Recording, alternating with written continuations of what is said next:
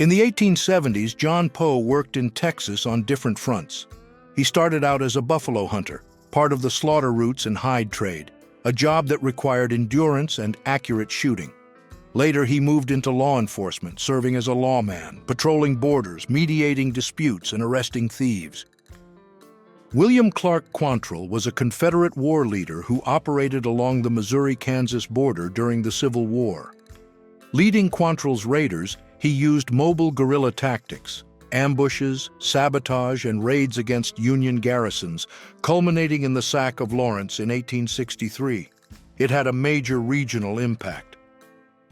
The most widely circulated image of Josie Earp, Wyatt Earp's wife, is probably a misattribution.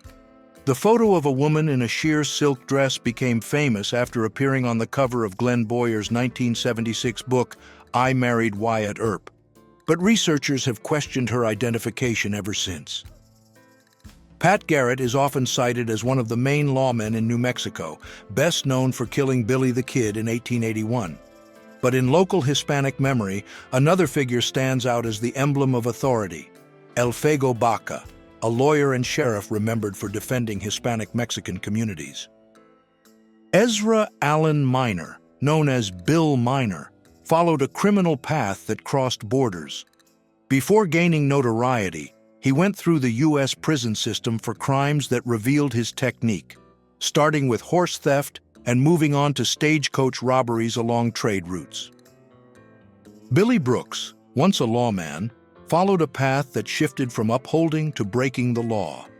He began his career as a marshal in Newton, Kansas, in the late 19th century. He later moved to Dodge City, in the context of the Western frontier, where he acted as a gunfighter and took part in several shootouts. In his youth, McCubbin began his collection of historic photographs. The first step was buying, for $50, a print of Black Jack Ketchum. Years later, he located and acquired the Outlaws' original photograph, raising the collection's documentary value and consolidating a method of research and provenance. Photographs of the California Gold Rush between 1848 and the mid-1850s capture the daily life of prospectors and the region's rapid social transformation. Even studio portraits of miners, with tools, clothing, and signs of their work, help us understand the routines, risks, and expectations of the period. Dan L. Thrapp, a scholar of the Apache Wars, documented the life of Al Sieber in his 1964 biography, Al Sieber, Chief of Scouts. Born in Germany and emigrated to the U.S., Sieber served in the Arizona Territory as George Crook's Chief of Scouts, leading campaigns and negotiations on the Apache front. The photograph shows the son of Mangus Coloradus, the Apache leader who inherited his father's name. Taken by Frank Randall around 1884, the portrait fits within the context of the forced pacification of the Southwest. The chief is remembered for his political and military role in the 19th century Native resistance in the United States. Opened in 1821 by Missouri trader William Becknell, the Santa Fe Trail launched regular trade between the U.S. and newly independent New Mexico. Linking Franklin to Santa Fe, it was the first international route of the West, used by caravans to trade manufactured goods for silver and furs, driving expansion into the Southwest. Group photo in cabinet card format, dated around 1885. It shows cowboys at work, tied to frontier ranching in what was then the Arizona Territory. It was produced by Charles Baker and Eli Johnston, photographers active in Douglas, and meant for commercial circulation and local studio promotion. John Burwell R., known as Texas Jack, stood out as a cattle driver on the Chisholm Trail, the main route for moving cattle from Texas to Kansas markets after the Civil War. His work as a cowboy opened the way for a new phase, entering the entertainment arenas, where he performed stories of daily life in the West. Tiburcio Vasquez, an outlaw of Hispanic origin, appears in a photograph dated around 1865. He became a central figure in banditry in the American West. From the 1850s through the 1870s, he operated for nearly 20 years, carrying out stagecoach robberies, thefts, and burglaries, gaining wide notoriety and facing constant pursuit. Among the collectibles linked to outlaws and lawmen of the Old West, period photographs, signatures, and items with documented provenance stand out. This cabinet card of Ben Thompson carries particular historical weight because it combines an image, autograph, and physical evidence tied to his life story. A cabinet card from the 1880s titled "The Genuine Cowboy Captured Alive" shows Cottonwood Charlie Nebo on the left, alongside Nicholas Janis, a French-American settler in the Nebraska Territory. Sources point to Janis as a descendant and possibly a brother of Joseph Antoine. Peter Bogardus, heir to a family line of sharpshooters, appears in the photograph holding a Remington Model 1888, while another gun rests at his waist. His skill was part of a family tradition started by his father, the famous Captain Bogardus, a central figure in 19th century sports shooting. Between 1835 and 1885, 49 former Texas Rangers joined scalp hunting networks along Mexico's northern frontier. Regional governments, pressured by Apache and Comanche raids, hired private forces and set bounties.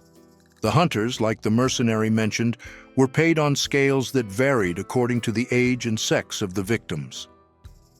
In this mid-1850s photograph, a bullwhacker, a driver of ox-drawn wagons on western routes, can be seen. His job was to keep the convoy moving, guiding and whipping the animals when needed. Most were men, though sometimes women. Their work kept goods flowing, linking posts, mines, and developing towns.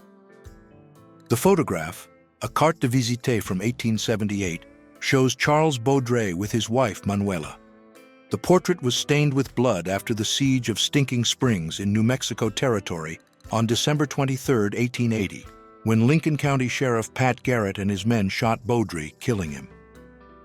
In 1887, in Indian Territory, Ned Christie, a Cherokee leader, was accused, in a disputed charge, of killing a U.S. deputy marshal. After years of pursuit, he died in 1892 during a siege by an armed posse. Agents displayed his corpse tied to a door, and in another photo, they posed with the body next to Cherokees. Tom Horn, active in the American West in the late 19th century, was a scout and pack driver in the Apache Wars. He became a skilled roper and also worked as a Pinkerton agent. During the so-called range wars in Wyoming, he operated as a private detective and bounty hunter for cattle ranchers. Jesse James rose to fame as an outlaw in 1864, at the age of 17, at the height of the American Civil War. He and his brother Frank joined Confederate detachments and carried out guerrilla actions, attacking Union troops whenever the chance arose. Jesse's path was short-lived. He didn't live to see 35. This cabinet card photograph was taken in the city of Nebraska around 1875. The piece was produced and circulated by Taylor's Copying Company of St. Louis, Missouri. It gained wide public exposure after Jesse James's assassination, an episode that gave it historical notoriety.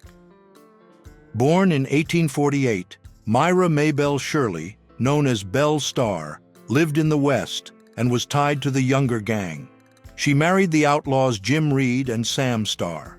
In the 1886 cabinet card made by the Roeder brothers in Fort Smith, Arkansas, she appears in profile alongside U.S. Deputy Marshal Benjamin Tyner Hughes. Martha Calamity Jane Canary, like other women on the western frontier, often wore dresses. In the 1895 cabinet card taken by Henry Robinson Locke and Charles Peterson in Deadwood, South Dakota, she appears in the image that defined her, dressed in buckskin clothing, the symbol of her public persona. When he found a never-before-seen photograph of Buffalo Bill Cody, McCubbin put it on the cover of True West in January 2000, an issue announced as "New Owners and a New Direction for True West." Taken in the early 1870s, the image carried the caption, "Cody, young, light-eyed, seems to challenge the world." The death of Johnny Ringo became a central part of tradition in the Arizona Territory. The Tombstone gunfighter was found dead in 1882 with a head wound, and the inquest never clarified the cause, suicide or murder. Suspects include figures like Wyatt Earp and buckskin Frank Leslie, backed by conflicting accounts. Henry Starr, bank robber and thief, played himself in the 1919 silent film A Debtor to the Law, reenacting his crimes. A member of the Starr clan, he was distantly related to Sam, Belle Starr's husband. He received a presidential pardon from Theodore Roosevelt after helping stop Cherokee Bill during a prison riot. The family of Seth Bullock preserves the photograph of Deadwood's first sheriff, then in Dakota Territory. In 1876, Bullock and his partner Saul Starr settled in the Gold Rush town, opening a hardware store. His arrival coincided with the murder of Wild Bill Hickok by Jack McCall on August 2nd, which led to his appointment as sheriff. Richard Little Dick West, tied to bank robberies with Bill Doolan's gang and to train robbery attempts with Al Jennings's gang, was killed on April 13, 1898. That day, a posse led by Deputy Marshals Bill Tillman and Heck Thomas gunned him down near Guthrie, Oklahoma Territory. John King Fisher, born in Texas in 1853, a century before the magazine's first edition, lived a life tied to the frontier West. He started as a cowboy, served time for horse theft, and after release, led an outlaw gang to fight groups along the Texas-Mexico border, especially in the 1870s, in acts of reprisal. In 1885, at William Notman's studio in Montreal, a series of portraits was taken of Sitting Bull and William Buffalo Bill Cody. The sessions marked the period when the Sioux leader made a deal to join the Buffalo Bill's Wild West show, committing to a 4-month tour. Kidnapped at the age of 12 during clashes with Apache groups in Arizona Territory, Felix Tellis lived in captivity and learned local languages and tactics. As an adult, he stood out as a warrior and later enlisted as an Apache scout in the service of the United States Army. He worked in patrols, reconnaissance, and mediation with tribes.